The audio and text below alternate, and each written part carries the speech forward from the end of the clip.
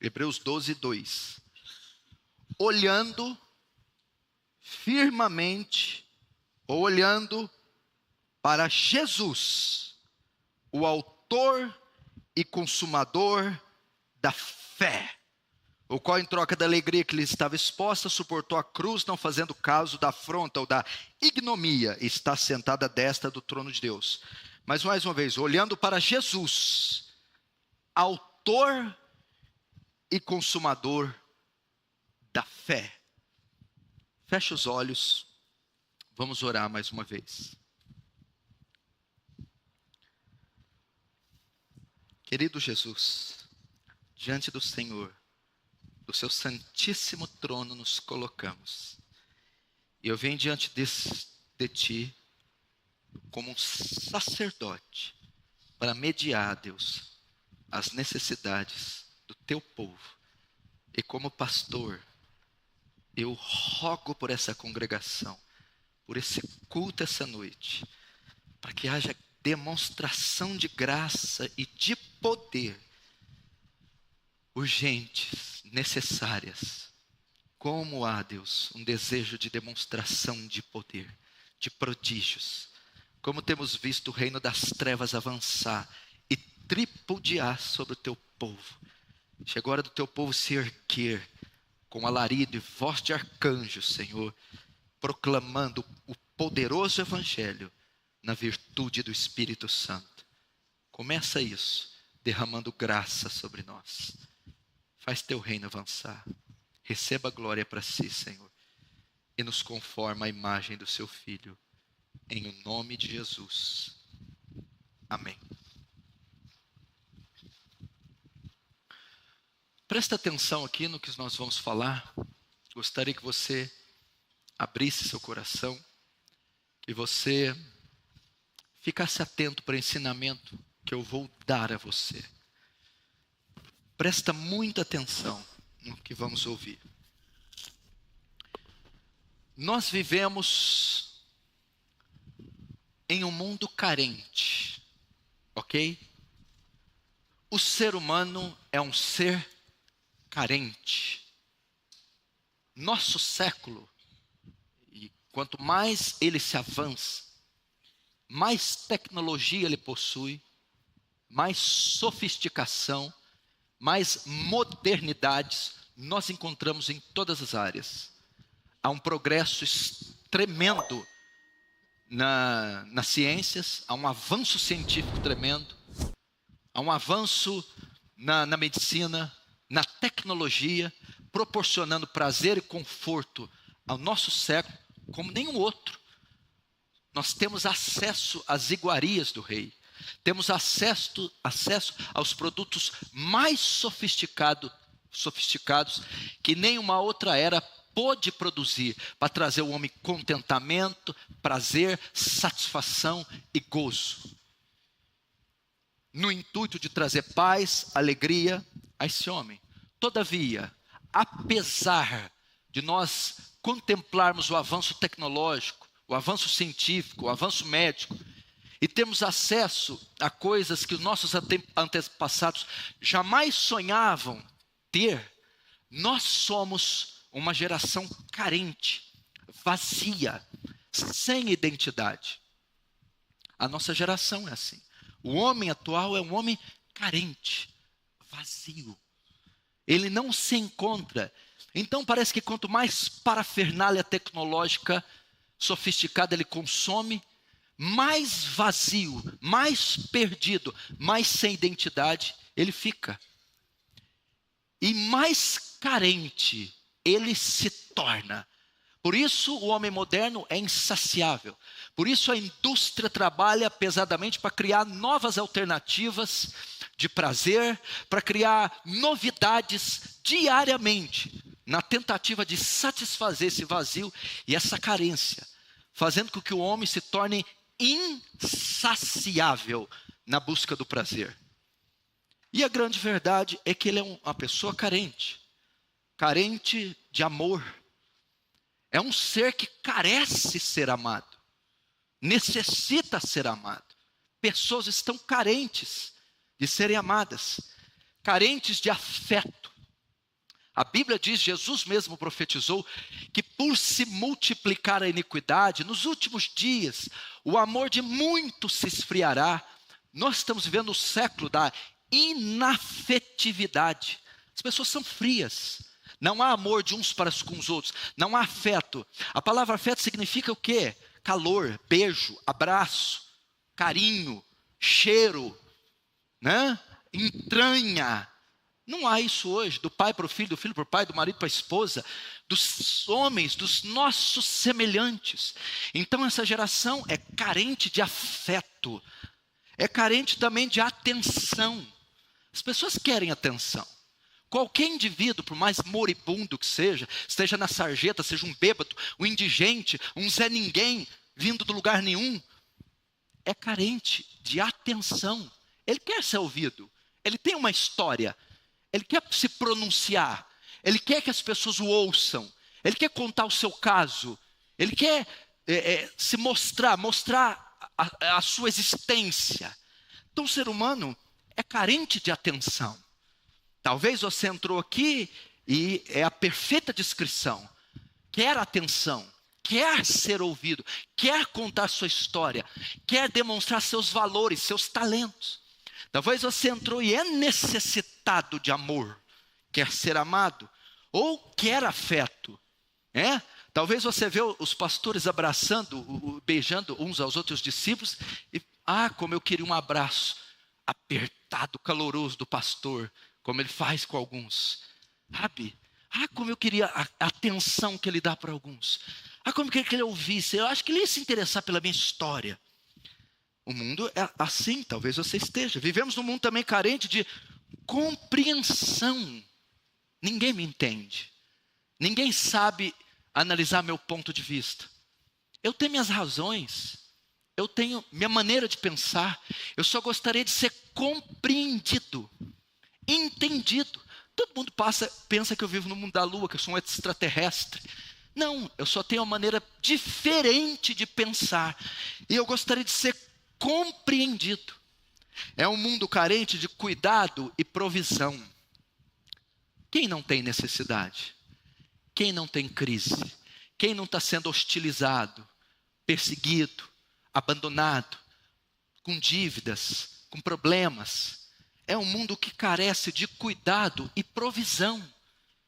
Todos têm uma certa crise, uma certa falta, uma certa dificuldade. E queriam ser cuidados, ser providos. E nós formamos uma sociedade carentes dessas coisas. E o que acontece? Entra em cena o advento da igreja. Presta atenção para você ver onde eu vou chegar. Do Evangelho. A igreja de Cristo. A comunidade dos santos. A assembleia do povo de Deus. Isso quer dizer igreja, eclésia, assembleia dos santos, reunião do povo. A igreja é edificada sobre a terra. A coluna e baluarte da verdade. Não está mais ali apagado. A coluna e baluarte da verdade. Ela está aqui. A igreja, está escrito na carta de Pedro, que através da igreja a multiforme sabedoria de Deus é conhecida de principados e potestades. Como Deus é reconhecido na terra, quer pelo governo, quer pelo mundo das trevas, pela igreja. A coluna e firmeza da verdade. Qual que é o objetivo da igreja? Avançar o reino de Deus, pregar o evangelho, salvar pecadores. A igreja entra nesse processo de carência. E o que acontece? Muitas pessoas vêm à igreja, são atraídas à igreja, atraídas ao templo, atraídas ao culto. Muitas pessoas vêm a Cristo, muitas pessoas se batizam, muitas pessoas vêm aos cultos, muitas pessoas fazem uma aliança com a igreja, mas elas são atraídas pelo motivo errado. Elas vêm por conta da sua carência. Essa carência, nas áreas que eu descrevi, é o que atrai as pessoas. Realmente a igreja é uma clínica da alma. Realmente a igreja é um ambiente acolhedor, ela acolhe pessoas. A igreja manifesta amor, ela ama pessoas. A igreja, ela alimenta pessoas. Ela tem provisão, ela tem uma parte social que alimenta o faminto, veste o nu, visita o enfermo. É um ambiente acolhedor, é um ambiente que traz provisão, ama e acolhe os indivíduos. E o que acontece? Invariavelmente, os homens tendem a nutrir uma dependência de outros homens. Os homens tendem a nutrir uma dependência de outros homens e não de Deus. A carência mundial, o vazio que está em todas as sociedades mundiais, que é intrínseca, inerente, oriunda, peculiar do homem caído, é o que o atrai para a igreja. Então veja só, esses homens quando vêm, fazem uma aliança inicial com outros homens. Na verdade, quando eles vêm à igreja, eles não estão carentes de Deus ou do Evangelho. Eles não foram atraídos por causa da pessoa e obra de Deus ou por causa da proclamação do Evangelho. Na verdade, esses homens não entenderam a sua depravação, que é oriunda do pecado. Eles não vieram por causa da sua necessidade de salvação. Eles não entenderam o perigo que eles se encontram. Eles não entenderam, eles não conhecem a sua própria depravação e pecaminosidade. Eles não foram atraídos pelo câncer que possuem, pela necessidade de um Salvador. Eles não entenderam ainda a sua depravação e a sua necessidade de graça, redenção e da expiação, e a sua necessidade de um Salvador, a saber, o Filho de Deus. Por isso, quando elas vêm, elas se apegam às pessoas. Elas se tornam dependentes de pessoas. Elas fazem uma aliança com pessoas e não com Cristo. É um fenômeno que sempre aconteceu na história da igreja. É um fenômeno que tem acontecido na igreja. Muitas pessoas estão na igreja por causa de outras pessoas e não por causa de Cristo. Muitas pessoas estão na igreja por causa da aliança que fizeram com outras pessoas e não com Cristo. Muitas pessoas estão na igreja porque são carentes do amor, do afeto, da atenção, da compreensão, do cuidado, da provisão de outras pessoas, ao invés de estarem na igreja dependendo única e exclusivamente de Deus e do Senhor Jesus Cristo. É um fenômeno. Por que tantas pessoas saem da igreja? Porque elas se apegam ao pastor, ao obreiro, ao diácono, ou à irmã de oração, ou o discipulador, ou aquele que conduziu. Invariavelmente essa pessoa vai falhar com ela. E quando essa pessoa falha com ela, ela deixa a igreja, se desvia, se perde. Porque a sua aliança superficialzinha foi feita com homens. A motivação dela vir aos cultos são homens. A motivação dela orar são os homens. Homem e mulher, quando eu digo homens. A motivação dela crer são os homens. O termômetro da fé delas são homens, pessoas, e não Cristo. E você tem uma enorme possibilidade de estar encaixado nesses números. Você tem uma dependência de pessoas. Se determinada pessoa não te cumprimentar, mexe na sua fé. Se determinada pessoa não visitar você, acaba com a tua fé. Se você não ter atenção adequada de determinada pessoa, destrói a fé. Que miséria de aliança é essa? Que miséria de fé é essa? Que cristianismo é esse que depende de homens e não de Deus? Isso é uma doença, é uma anomalia. É uma idolatria. Eu não venho, meu irmão, eu congreguei numa igreja há 7 anos, escuta aqui, 7 anos. Em 7 anos, nenhum pastor, nenhum obreiro, ninguém nunca visitou minha casa. Em 7 anos. Em 7 anos, eu nunca recebi uma cesta básica, não recebi R$1 para pôr gasolina, uma Bíblia, um folheto, nenhum patrocínio da igreja. E era o maior evangelista da igreja. Nunca recebi. Nunca recebi nada. Nunca tive elogios. Nunca tive nada. Nada. Tinha 5 cultos na sede e 2 no núcleo do Portinari. Sabe quantos eu ia? 7. Eu ia 5 no centro, 2 no Portinari. Eu frequentava 7 vezes por semana. Não tinha nenhuma preocupação com ninguém. Eu não queria saber que louvor que ia cantar, que pastor que ia pregar, quem iria pegar na minha mão, não. Eu sabia que naquele lugar a sabedoria de Deus estava sendo anunciada. Eu sabia que naquele lugar Deus se fazia presente pelo Espírito Santo. Eu sabia que a água da vida ia jorrar e eu poderia beber. Eu sabia que o pão do céu desceria e eu fartaria minha alma. E isso era suficiente para o vento com os homens. 7 anos, sem nenhuma assessoria, sem nada. Por quê? Porque eu estava olhando para o autor e consumador da fé. Em momento nenhum eu criei qualquer dependência sobre homens. E você precisa aprender isso. Elas se tornam dependentes, fazem alianças com pessoas. Deixa eu perguntar para você, qual a sua motivação de vir a essa igreja?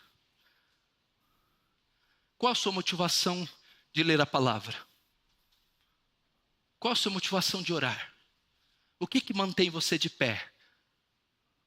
Quantos apertos de mão você recebe? Quantas visitas pastorais você recebe?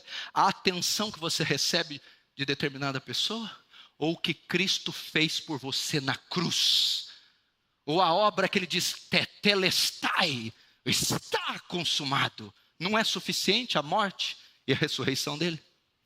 Você precisa de uma muleta, de um aparato? Paulo vai dizer a seus coríntios, Alexandre, não sejais mais como meninos, inconstantes, levados ao redor de todo vento de doutrina. Isso é coisa de menino, inconstante. Fizeram um comentário ali, não vão mais na igreja. Não pegaram na minha mão, não vão mais na igreja. Chamei para jantar, não veio, não vão mais na igreja. Então não vai mais na igreja. Porque se você quer a glória dos homens, o lugar está errado. Você quer a glória dos homens, vai na Câmara dos Deputados. Aqui não, meu filho. Você veio honrar um Deus invisível que se faz presente na pessoa do Espírito Santo. Aqui que ele escreveu aos Hebreus, olhando para ele. Ele quem? Jesus, autor e consumador da fé. Qual é a sua motivação? Essa dependência humana é fatal dentro da igreja. Olha o que diz 1 João, presta atenção. Capítulo 1, verso 3. João que está dizendo, o que vimos e ouvimos, isso vos anunciamos, para que também tenhais comunhão conosco. O que quer dizer ter comunhão conosco? Para que partilhem da mesma glória que possuímos.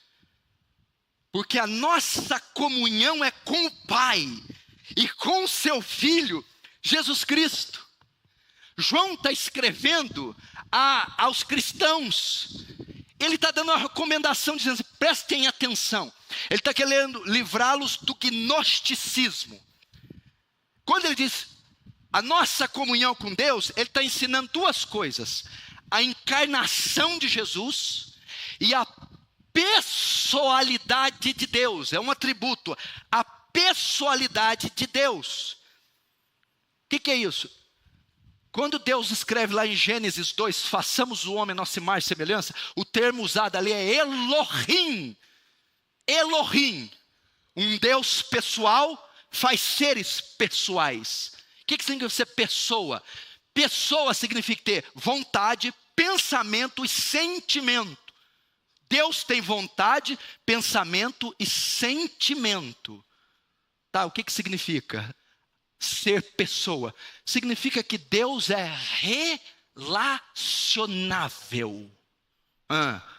Se ele é relacionável, a comunhão do crente é com Deus pessoal, que se relaciona. A dependência de um crente é de Deus e não dos homens. João está dizendo, a nossa comunhão é com Deus. A nossa comunhão é com seu Filho. Ou seja, a nossa dependência é de Deus. A nossa carência é por Deus. É o que ele está ensinando. Quando ele diz João 1,5, Deus é luz e nele não há treva alguma. O que significa Deus ser luz? Significa que Deus não está obscuro. Deus não está oculto. Deus ser luz significa Deus se revelou. Deus existe, é uma pessoa, está presente. Logo, você tem que depender dele. Tem que fazer uma aliança com ele.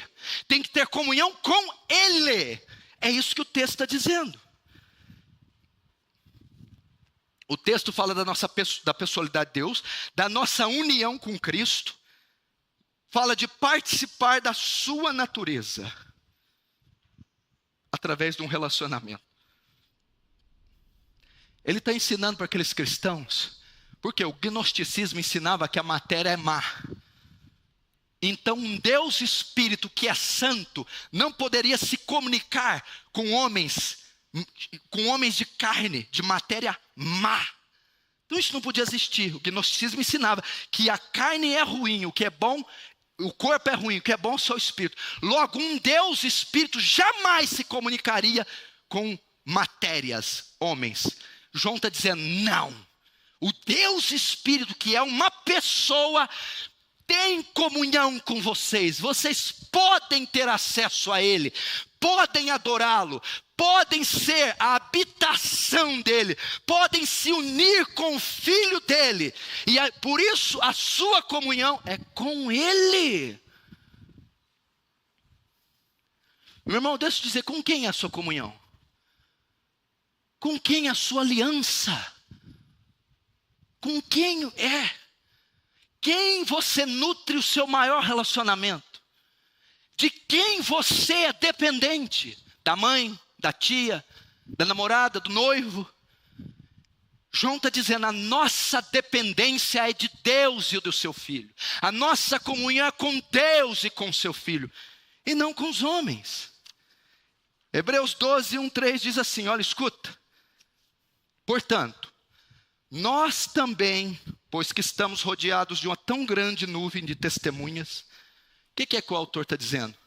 Nós quem? Os cristãos daquela época. Estamos rodeados de tão grande nuvem de testemunhas. Quem era essa nuvem de testemunhas? Aqui é Hebreus 12. A nuvem de testemunhas é o capítulo anterior, o 11.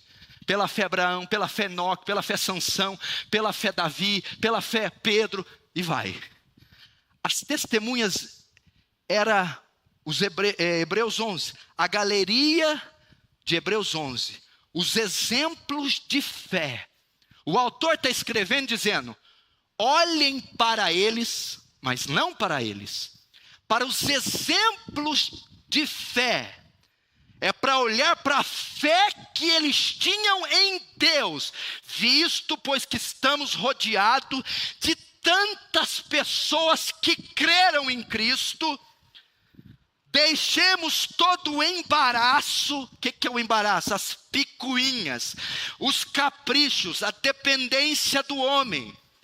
O autor dos Hebreus diz: visto que Moisés, Abraão, Isaac, Jacó dependeram tanto de Deus, fizeram uma aliança tão poderosa com Cristo e foram homens tão poderosos, deixem então, já que vocês estão vendo esses exemplos, deixem a carência, deixem as picuinhas, deixem as porfias, deixem as invejas, deixem de ficar feridos, emburrados por causa de coisas pequenas, como um aperto de mão de um cara que peca mais do que vocês. Deixe os embaraços. Não vou vir mais no culto. Ah, por que você não vai vir? Porque eu fui mostrar um projeto para o pastor Danilo, ele não deu bola. Ah, então a sua aliança consiste no projeto. Eu não vou porque eu marquei uma visita, fiz um frango a passarinho lá em casa, o pastor não foi. Comeu frango a passarinho. Ele está dizendo: deixa o frango a passarinho, deixa o chamate leão, deixa esses apertos de mãos imbecis, deixa esse charmezinho tolo, estúpido, que não provém da cruz nem do Espírito Santo, deixa as picuinhas. Vocês estão olhando para os heróis da fé: Isaías, que foi cerrado ao meio, Daniel, que fechou a boca dos leões, Davi, que venceu exércitos. Deixe todo embaraço. E o pecado que tão de perto nos rodeia. O pecado é o quê? A causa das picuinhas. Essas coisinhas levam ao pecado. Ele está dizendo: deixa isso.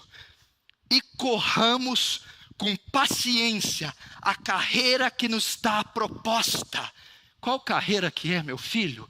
Ele está falando: depois que você se converte, vem para Jesus, inicia-se uma carreira, uma corrida, uma maratona. Ele está dizendo: pare de olhar para os homens, pare de depender da matéria, pare de depender da glória humana, desembaraça-se disso e corra, avance o reino de Deus, pregue o evangelho, vai ler as escrituras, se santifica, paga as dívidas, vira um homem, uma mulher de Deus.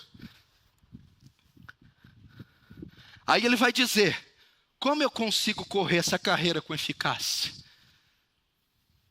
Olhando para ele, o autor e consumador da fé. Ele está dizendo: deixa de perder tempo com o judaísmo, com a circuncisão, com a lei de Moisés, com os apetrechos, com as pessoas. Corre a carreira. Como? Olhando para ele. Não é olhando para o pastor Paulo, não é olhando para o apóstolo Paulo, não é olhando para os grandes pregadores, para os puritanos, para os Spurgeon. É olhando para ele, é olhando para Jesus, é tendo comunhão com Jesus. O autor da ideia que olhar para ele devia ser o quê? Eles deveriam fixar os olhos em Jesus como objeto da salvação. É Ele que vai estender a mão salvadora, é Ele que pode remir, é Ele que pode perdoar, é Ele que pode resgatar. Olhe para Jesus como objeto de salvação, fixe os olhos nele, fixe sua fé nele, em Jesus, não é nos homens. Olhando para ele, Jesus, autor e consumador da fé. Autor, o que quer dizer autor? Aquele que dá origem à fé.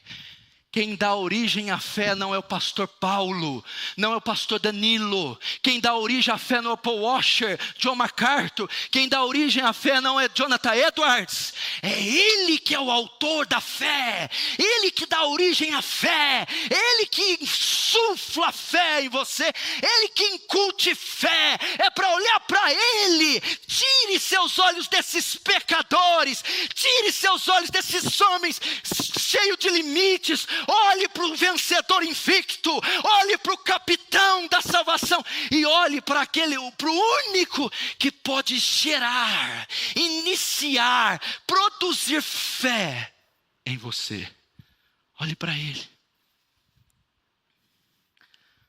Autor, aquele que dá origem, e consumador da fé. Sabe o que quer dizer consumador? O que o autor te mente? Primeiro é aquele que dá origem.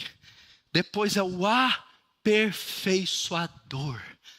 A nossa fé, Denilson, diz a Bíblia, ela começa como um grão de mostarda, pequenininha. Pois ela vai se desenvolvendo até se tornar uma grande árvore. É por isso que a tua fé não se desenvolve, não cresce, porque os teus olhos estão voltados para os homens. Você tem que olhar para aquele que aperfeiçoa a fé, aquele que dilata a fé, aquele que engrandece a fé, aquele que aperfeiçoa. A primeira vez que você creu, aquela fezinha miúda, inocente, ingênua, e agora ele vai aperfeiçoar. Quando os meus olhos estão em Cristo, quando eu sou dependente de Cristo, quando eu tenho uma carência de Cristo, ele dilata a minha fé, ele aperfeiçoa, eleva, amadurece a minha fé. Para quê? Para que eu possa correr a carreira, para que eu possa lutar contra os gigantes, vencer as lutas, as crises. Eu tenho que olhar para Jesus e não para os homens. O qual, pelo gozo que estava proposto, suportou a cruz, desprezando a afronta, assentando-se à destra do trono de Deus. Olha só, considerai, pois, aquele que suportou tais condições. Agora o comentário. Ele é nosso exemplo para não desfalecermos. Considerai aquele que suportou, aquele que venceu, aquele que derrotou o pecado, derrotou a morte, despojou principados e potestades. Ele é o modelo de perseverança, ele é o modelo de obediência, ele é o modelo de fé. Olhai, considerai aquele que suportou tais afronta. Quem suportou? Não foi eu, não foi os apóstolos, não foi a sua tia, não foi a amiga da igreja, foi Cristo que suportou tais contradições dos pecadores contra si mesmo, para que não enfraqueçais, desfalecendo em vossos ânimos. Como é que é? Aqui está a causa de crente fraco. Para que não enfraqueçais. Opa, como eu não me enfraqueço? Quando eu olho para o autor e consumador da fé. Como eu me enfraqueço? Quando eu tiro os olhos dele para orar pelos homens. Quantos estão entendendo? Diz amém. Vocês estão preocupados demais no que os outros pensam, preocupados demais com a opinião alheia, se apegando a homens demais, por isso estão fracassando. Uma igreja santa aponta para um Deus santo.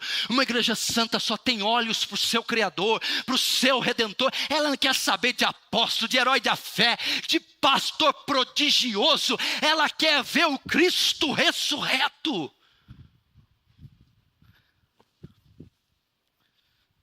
Preocupação demais com homens. Eu vejo nessa igreja, eu já ouvi cada absurdo. E a irmã está firme para ir para o céu. Eu vou grudado na sua perna, Jesus. Se você for grudado na minha perna, é perigoso você ir para o inferno. Eu vou grudar na sua perna, pastor. Você vai ver, quando Jesus te arrebatar, eu vou grudar na sua perna. Irmã, gruda na perna de Jesus, minha irmã. É só Ele que pode salvar. Não há nenhum outro nome abaixo do céu, a qual importa que sejamos salvos, a saber, Cristo Jesus. Gruda no pé de Cristo, se agarra em Cristo. A mulher do fluxo de sangue, ela tocou na orla, não foi de Pedro, não foi de André, Tiago, foi na orla do manto de Jesus. Pastor Paulo não tem nada para te oferecer, a não ser pecado, nada. Tira essa burrice da sua cabeça. Você não compreende nada. É Ele.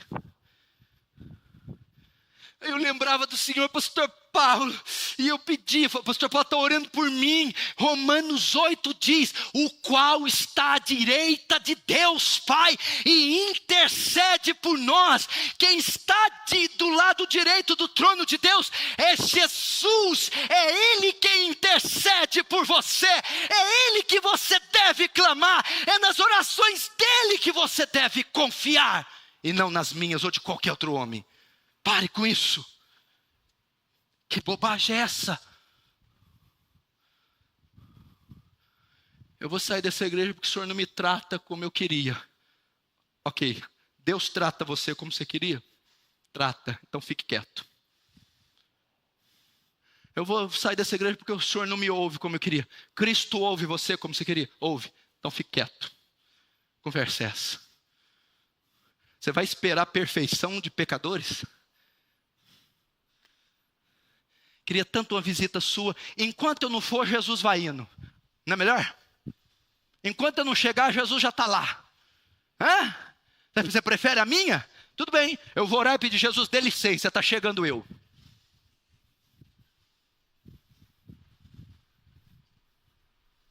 Ah, mas é porque quando o Senhor vai, quando eu vou o quê? A geladeira esvazia. Aí é verdade. Aí tudo bem. Principalmente quando eu levo os obreiros. Está entendendo? Para com esse negócio. Salmo 34, 5. Olha aqui. Olharam para ele. Para ele quem? Quem que é esse ele aqui? Olharam para ele. E foram iluminados, e os seus rostos não ficaram confundidos. Presta atenção, Salmo 34, 5. Olharam para ele e foram iluminados, e os seus rostos não ficaram escondidos. Será que não é por isso que você vive em trevas? A Bíblia diz que eles estavam na escuridão, olharam para ele e foram iluminados, clareados, esclarecidos. Será que não é por isso que você está em trevas? Anda em escuridão porque você está com os olhos nos homens, está dependendo de homens, está esperando nos homens, e nenhuma luz raia, nenhuma luz brilha por você. Só é iluminado quem olha para Cristo. Iluminados aqui significa o quê? Olharam para eles e receberam direção, instrução.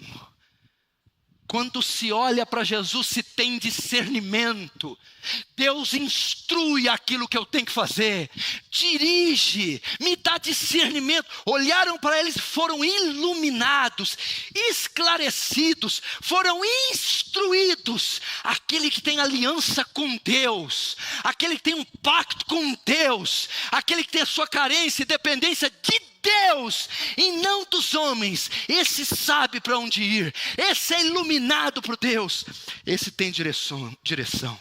Olharam para ele e foram iluminados, e os seus rostos não ficaram confundidos. Confundido aqui é envergonhar, ser humilhado. Quanta gente dentro da igreja sendo humilhada, confundida, passando vergonha. Será que não é por causa disso? Você depende dos homens, carece de homens, tem um vício, uma idolatria com homens, e vive envergonhada, humilhada, lambuçada na lama do pecado. Tire os olhos das pessoas, das coisas.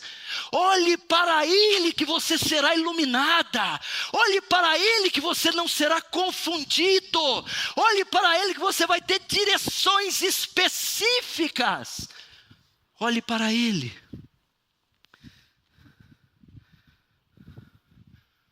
Olhe para Ele. Isaías 45, 22. Olhai para mim e sereis salvos, vós e todos os termos da terra, porque eu sou o Senhor Deus e não há outro.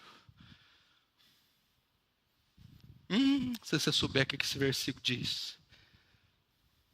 Ele está tratando no capítulo 45 sobre idolatria. Ele está começando a erigir ídolos. Bezerros, bois, touros. Estavam esperando resposta deles. Vitória, salvação. E Deus está dizendo, se vocês quiserem, destruam os ídolos. Não olhem para nenhum outro Deus, nenhuma outra divindade. Olhai para mim. Ali quem está falando é Yahweh, Yahvé. O eu sou, o nome santo que ele deu a Moisés no Sinai. Ele diz, olhem para mim. Ao invés de olhar para quê? Deus estava advertindo Israel da idolatria. Deus está dizendo, pare de olhar para os ídolos que você fez. Tem mulheres aqui que fazem do marido um ídolo. Dependem do marido para tudo. O seu termômetro é o marido. É um ídolo. Pare de olhar para o marido e olhe para Deus. Confie sua segurança em Deus. Confie sua proteção em Deus. Seu suprimento, sua felicidade, o seu gozo, sua completude, mulher, em Deus. Tire esse ídolo do seu coração. Alguns que o ídolo é a esposa. Outros o ídolo é o marido. Outros o ídolo é os filhos. Os pais. Os pastores. Ele diz assim, olhai para mim e sereis salvos. É só olhando para mim. É só dependendo de mim. Quando diz olhar para mim, está dizendo, olhai para a minha palavra, olhai para o meu filho, olhai para o seu sacrifício na cruz, olhai para as minhas promessas, olhai para os meus atributos. Então tereis vitória, então sereis salvos. Olhe para Jesus. Pare de olhar para os ídolos. O texto vai descrever algo tremendo. Olha o que diz Urso. Não sabem nada os que carregam seus deuses em procissão. Clamam um Deus inútil que nada pode fazer. Não sabem nada. Está carregando o Deus deles aqui. Ó. Deus está dizendo, não sabem nada quem carrega as imagens na procissão. Clamam um Deus inútil que nada pode fazer. O problema é que tem esposas fazendo do seu marido esse Deus. Tem pessoas fazendo a sua esposa esse Deus. Tem pessoas fazendo da igreja. Aqui não está falando olhar para a igreja. Nem a igreja. Olhar para o louvor, nem para o louvor. Olhar para o pastor Paulo Júnior, nem para ele. Nem para ninguém.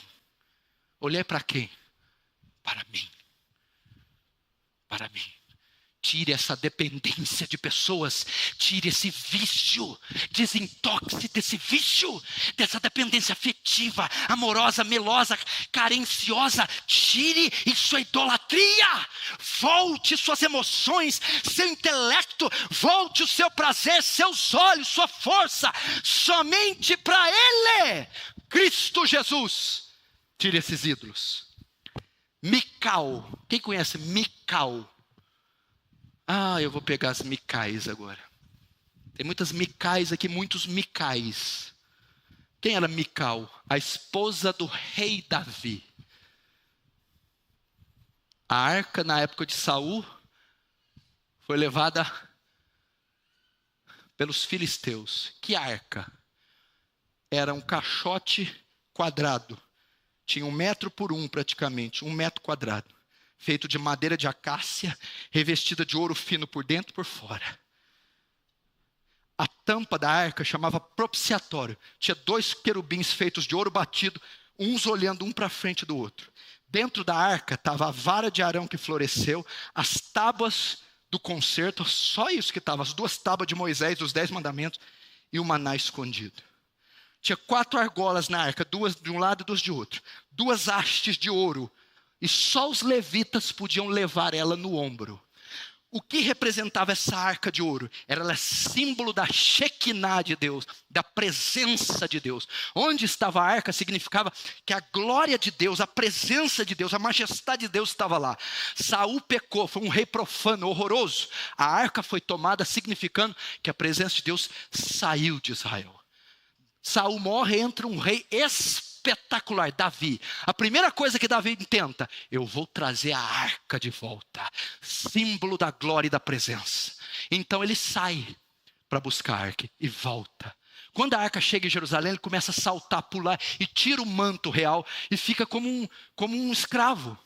Mical está em cima da janela do palácio olhando Davi e ela despreza Davi. Vamos ver, fica vendo. 2 Samuel 6, 12, 21. Foi, pois, Davi e trouxe a arca de Deus para Jerusalém. E Davi saltava com todas as suas forças diante do Senhor. Estava Davi cingido de um éfode de linho. Era uma roupa grosseira. Ó, escuta. Sucedeu que entrando a arca da aliança na cidade de Davi, Mical, esposa de Davi, filha de Saul, estava olhando pela janela. E vendo ao rei Davi, que ia saltando e bailando diante da arca, desprezou no seu coração Davi. Por que Mical desprezou Davi? Presta atenção. Meu irmão, fazia anos que a arca não estava em Jerusalém. A arca está entrando, é a glória, a presença de Deus. Mical não estava preocupada com a presença de Deus. Ela estava preocupada com o seu marido. Ela estava preocupada com o que Davi pensava, com o que Davi achava, qual a opinião que Davi tinha sobre ela. Em momento algum, Mical se entusiasmou pela entrada da arca. Em momento algum, Mical percebeu a presença da arca. São as pessoas que têm os olhos voltados para o homem. O que me importa, na verdade, sabe o que aconteceu? Mical sentiu ciúme de Davi da arca. Mical dizia: ele não pode ser mais de Deus do que de mim. Ele não pode gostar tanto dessa arca, mais do que de mim. São as pessoas que não têm olhos para Deus. Estava acontecendo um fato inédito, a glória de Deus estava entrando, a arca foi trazida, a presença de Deus chegou. Mical não estava nem aí. Eu quero saber de Davi. Eu dependo de Davi. O que me importa é Davi. O que Davi acha? O que Davi pensa? Eu quero a atenção de Davi. Eu quero o amor de Davi. Eu quero a presença de Davi. Ela ignorou a entrada da arca. Tem pessoas assim. Não tem a menor importância o que Deus acha, o que Deus pensa, o que Deus faz. Não tem temor a Deus. É tudo centrado no homem. Mical era dependente de Davi e não da arca. Mical adorava Davi e não a arca. Mical amava mais Davi do que a arca. É assim para as pessoas. Não importa o culto, não importa a palavra, não importa o temor, importa se os homens vão me honrar, se os homens vão me preencher, se os homens vão me suprir. É Mical. Ela queria a atenção de Davi, ela ignorou a arca. A arca não importava para ela, e sim Davi. Ela ficou com ciúme. São os maridos que se tornam ídolos. Tem alguma Mical aí? Diz amém.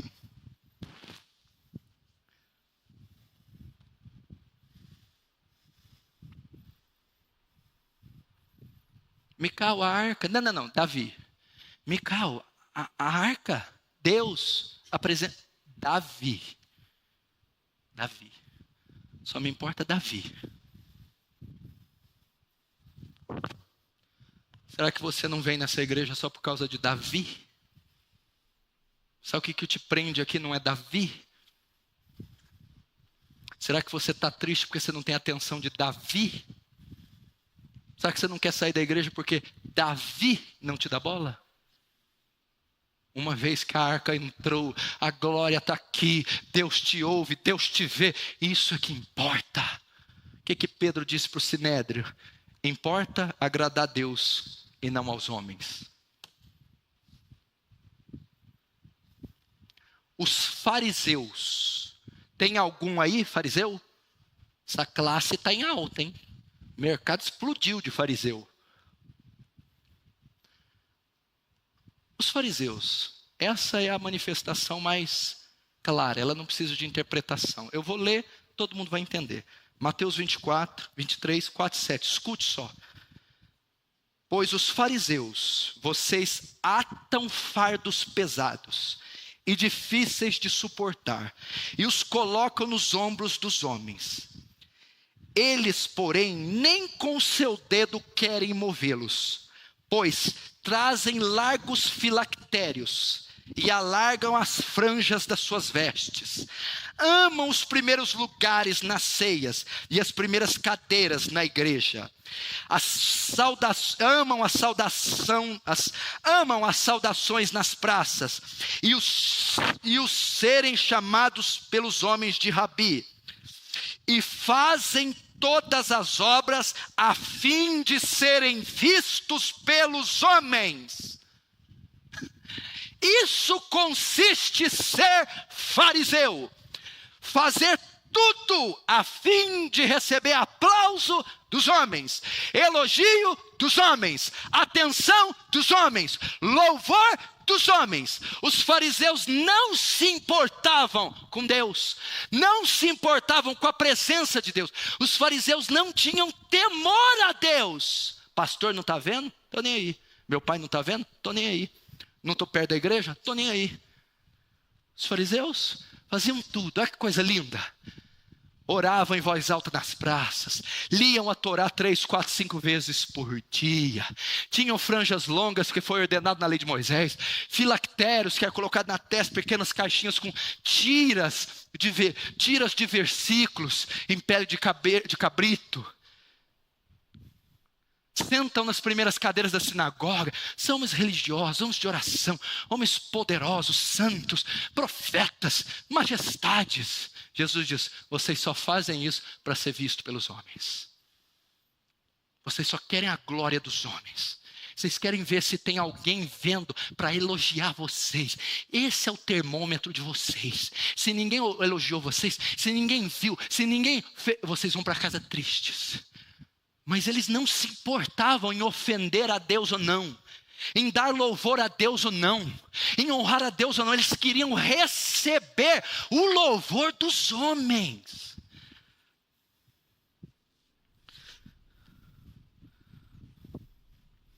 O que importa é a opinião e a aceitação dos homens. Sua falsa piedade e devoção não visava a glória de Deus. Não era como fim o temor a Deus. Na verdade, eles queriam receber o louvor dos homens. Último agora. Agora você vai ver Davi e a nação de Israel. Presta atenção. O legado de Davi. Davi e a nação de Israel. Olha. 1 Reis 2. Verso 10 e 2 diz assim. Vai falar da morte de Davi. Presta atenção. E Davi dormiu com seus pais. Dormiu é um eufemismo para falar morreu. Eufemismo é uma palavra que substitui quando é muito forte. Quando eu ligar para tua casa à noite, teu pai acabou de morrer. É muito forte, eu vou usar um eufemismo. Olha, teu pai não está mais conosco. Ok? Isso é um eufemismo. Davi dormiu, Davi morreu com seus pais. E foi sepultado na cidade de Davi. E foram os dias que Davi reinou sobre Israel 40 anos. 7 anos reinou em Hebrom, e em Jerusalém reinou 33 anos. E Salomão se sentou no trono de Davi. Para aqui, escuta. Quem era Davi? Vou só dizer para você, Davi foi um dos maiores seres humanos que existiu. Estou falando de seres humanos. Ok? Davi foi um dos maiores homens que pisou na terra. O único homem da Bíblia que tem o título Homem segundo o coração de Deus. Um dos maiores escritores do Antigo Testamento. O homem que escreveu o salmo mais popular da história, o Salmo 23. Um homem que foi um dos maiores guerreiros da Bíblia. Um homem que foi o maior rei da Bíblia. Um homem que foi um dos maiores escritores da Bíblia. um estadista, um monarca, um chefe de estado.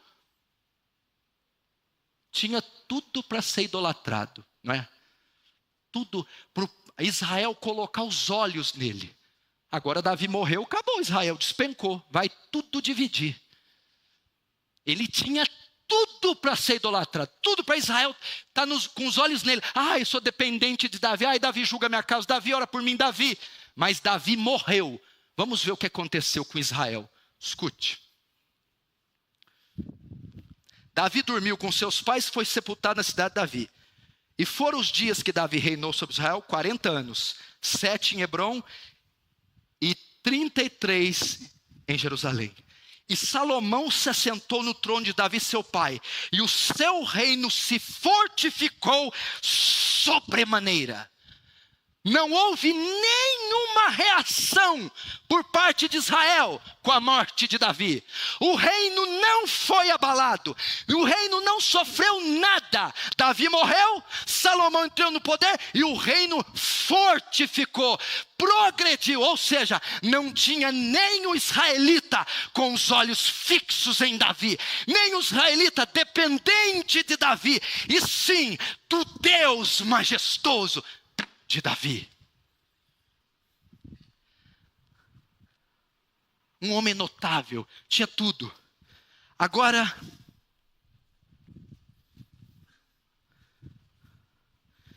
vamos ver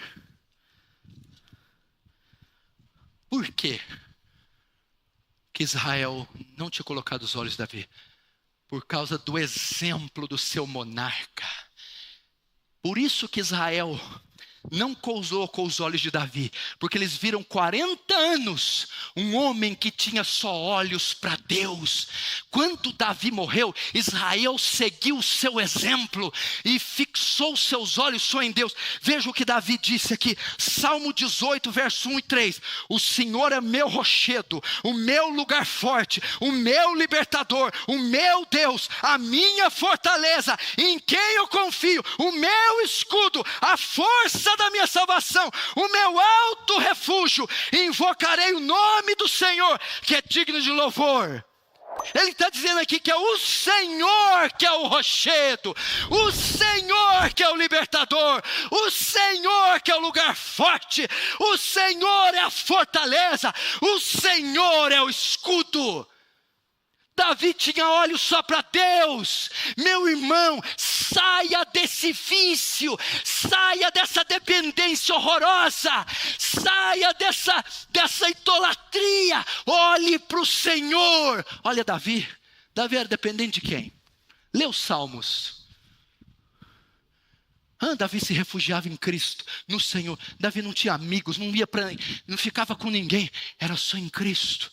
Olha só, Ele é a força da minha salvação, Ele é meu alto refúgio. Invocarei, não o pastor, a irmã, o primo, invocarei o nome do Senhor.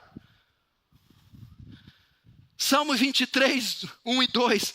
O Senhor é meu pastor e nada me faltará. Não é o Paulo Júnior, é o Senhor que é meu pastor. É o Senhor que é meu guia. O Senhor é meu guarda. Por isso nada me faltará. Salmo 27, 1. O Senhor é a minha luz e a minha salvação, a quem temerei? O Senhor é a força da minha vida, de quem me recearei? Note, a dependência toda de Davi centrada em Deus, convergida em Deus, afixada em Deus. O Senhor e não é outra a minha luz, o Senhor é a minha salvação, é a força da minha vida, a quem temerei? Salmo 25, 1 e 2. A ti, Senhor, somente a ti levanto a minha alma. Que é isso? Somente a ti elevo a minha alma. Só a ti. A quem você está elevando a sua alma? A quem você está abrindo o seu coração? Davi diz, Senhor, somente a ti eleva a minha alma. Deus meu, em ti confio. Não me deixes confundido. Em Deus. Salmo 57, 1 e 3. Tem misericórdia de mim, ó Deus. Tem misericórdia de mim. Porque minha alma confia em ti. À sombra das tuas asas me refugio, até que passem as calamidades. Clamarei ao Deus Altíssimo, ao Deus que por mim tudo executa. Ele enviará desde os céus e me salvará do desprezo daquele que procura me devorar. Deus enviará a sua misericórdia. Clamarei ao Deus Altíssimo, ao Deus que por mim tudo executa.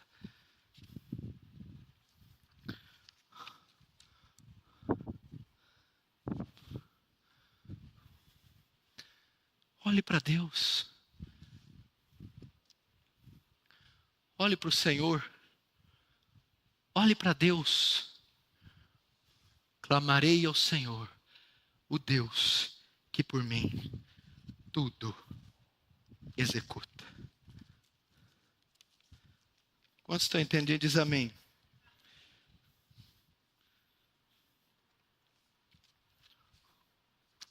Tinha outra palavra para pregar aqui, mas não vai dar tempo não.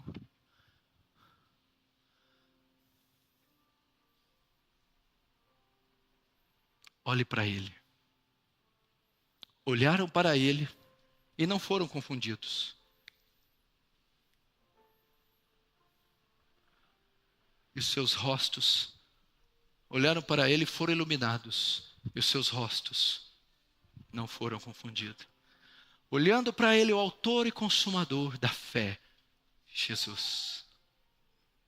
Olhai para mim, vós e todos os termos da terra, e sereis sábios. Mude pregando essa palavra, disse assim: olhai. Eu não disse pagai, eu não disse comprai, eu não disse movei. Eu só disse olhai. Olhai é só olhar para Ele. Olhe para Jesus. Olhe para Jesus. Porque a nossa comunhão é com Ele. Será que Ele vai te deixar na mão se você olhar para Ele? Será que Ele vai falhar, vai atrasar, faltou a força?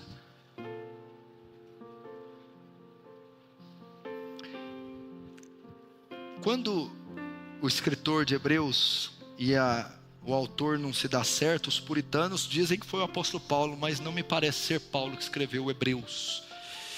Quando o escritor vai falar do capítulo 12, visto que estamos rodeados de tão grande nuvem de testemunha, você olha ali a galeria dos heróis da fé em Hebreus 11, depois lê em casa Hebreus 11, você vai ver uma centena de homens e mulheres de Deus. Pela fé Raabe, pela fé Jefté, Baraque, pela fé Sansão, Abraão, Isaque, Moisés, pela fé Daniel, Isaías, Elias. Como que eles conseguiram virar o mundo de pernas para o ar? Quando eles decidiram tirar os olhos dos homens, quando eles decidiram deixar de depender dos homens, quando eles tiraram a carência dos homens e colocaram no autor e consumador da fé, eles mudaram o mundo para Jesus. Você quer mudar o mundo aí? Diz amém. Fecha os olhos, baixa a sua cabeça então.